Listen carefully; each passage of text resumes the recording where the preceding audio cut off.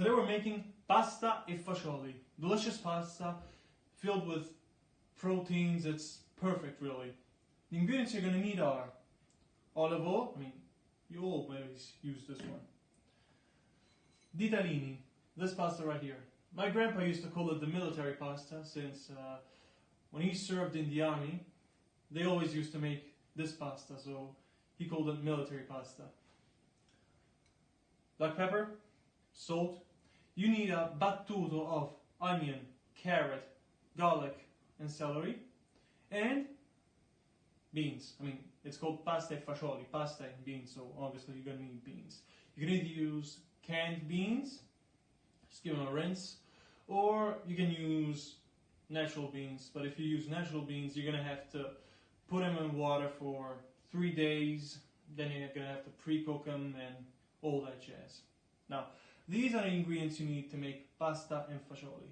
First, I said they're filled with proteins because, little fun fact, if you actually mixed grains, so pasta, bread and all that stuff, with beans, you actually get a protein that's much better than the ones you get from meat. So just a little fun fact there. As I was saying, this pasta, the ingredients you need are these ones. But, optional ingredient, if you want, pork rinds. As I said, these are not obligatory. You can either choose to use them or not to, but I'm going to use them since they're going to improve the taste a lot.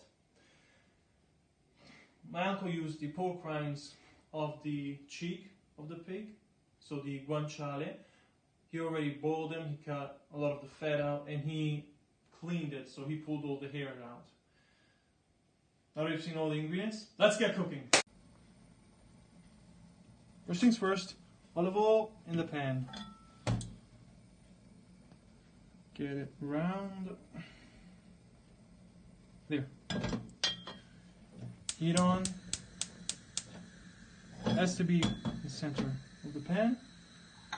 Put the battuto in.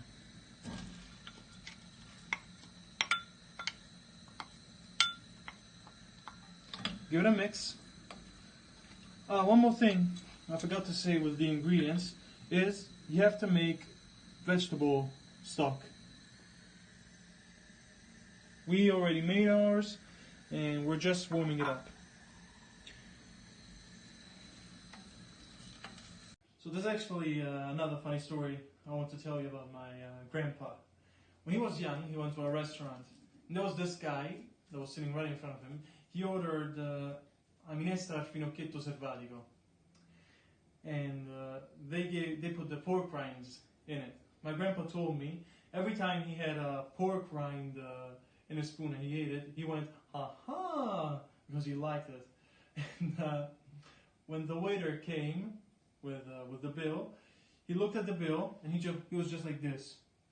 And the waiter told him, "Oh, so you're not saying ha ha anymore, what's wrong?" From then on, me and my family, we call the pork rinds, we call them ha ha because of this story. And this recipe, we're gonna make it later on. It's one of my favorite recipes, so of course we're gonna make it. But still, it's a very funny story. So it's been cooking for about 2 minutes now. Low heat. What we're gonna do now is just put some broth in it.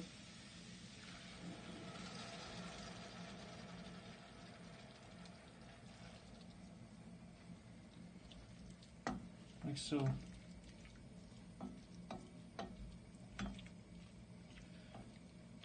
And that's good for now. Later we're gonna have to put a lot more broth in. And just let it cook. Now, put the beans in. High heat. Mix it in.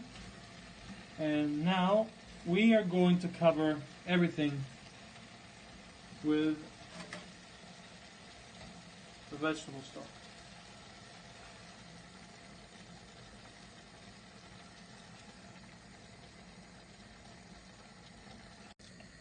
Now that it's covered,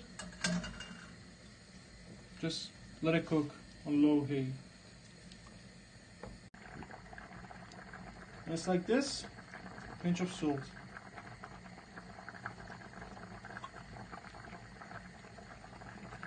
look at how beautiful it is. Look at that color.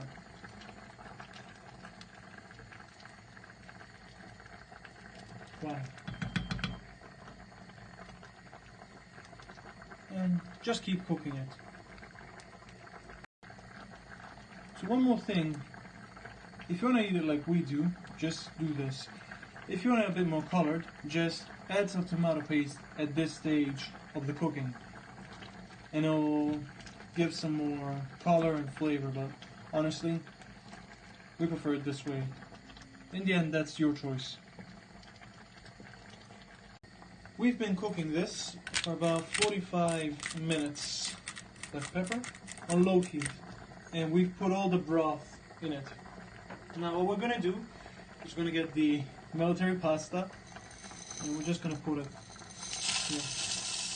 And we are going to let it cook here.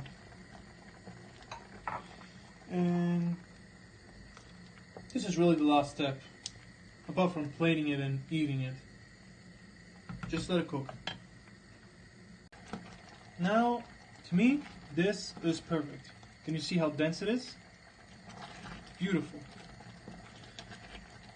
Obviously, you're gonna fix the salt to your liking.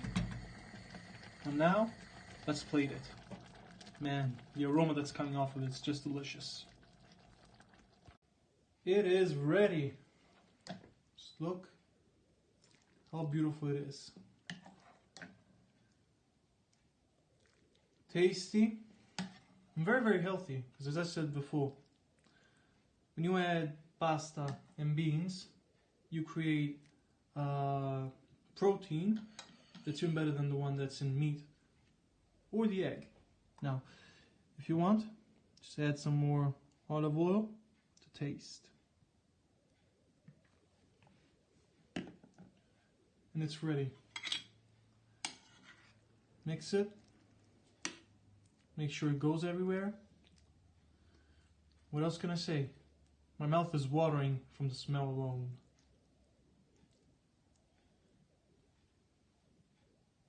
Last optional ingredient is Parmigiano.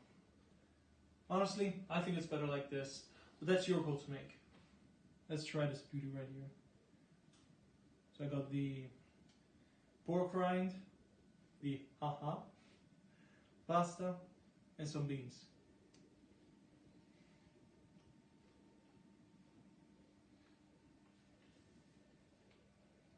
Taste is amazing. Burns a little though. Anyway, make this. It's tasty, it's delicious. It's filled with proteins, so really, you have to make it. It's good on every front. Buon appetito!